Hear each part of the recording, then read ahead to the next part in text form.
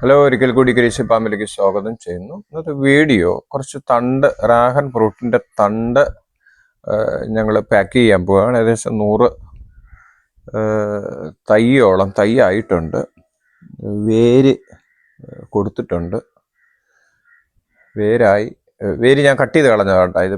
ഇത് പാക്ക് ചെയ്ത് കൊണ്ടുപോകാനാണ്, അതുകൊണ്ടാണ് ഞാൻ അങ്ങനെ കട്ട് ചെയ്തത്.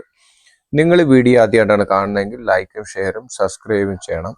ഇത് കണ്ടോ, പഴം കഴിഞ്ഞ പ്രാവശ്യം ഞാൻ പഴം കട്ട് ചെയ്തെടുത്തതിന് ശേഷം അതിൽ നിന്ന് കട്ട് ചെയ്ത് വെച്ച തണ്ടാണ്.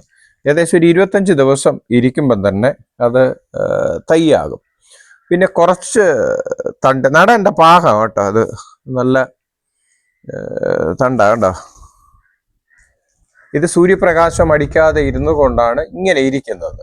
നമ്മളിന്നെ കൊണ്ട് നട്ട് ഇതൊരു 10-15 ദിവസം ഇരുന്നാലും നമ്മൾ നടാനായിട്ട് ഇതൊന്നും ചെയ്യത്തില്ല. അപ്പൊ കുറച്ച് തൈ തികയാതെ വന്നത് കൊണ്ടാണ് ഞാൻ ഈ വലിയ തൈ കുറച്ച് തണ്ട് മുറിച്ചെടുത്തിട്ടുണ്ട്. തണ്ട് മുറിച്ചെടുത്തിട്ട്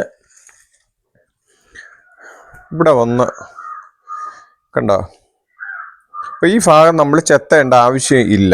കാരണം ഇവിടെ ഇത് നിൽക്കുന്നത് ഇത് ഉള്ളത് കൊണ്ട് നമുക്ക് ഇതുവഴിയാണ് ഇത് വേര് പുറത്തോട്ട് വരുന്നത്.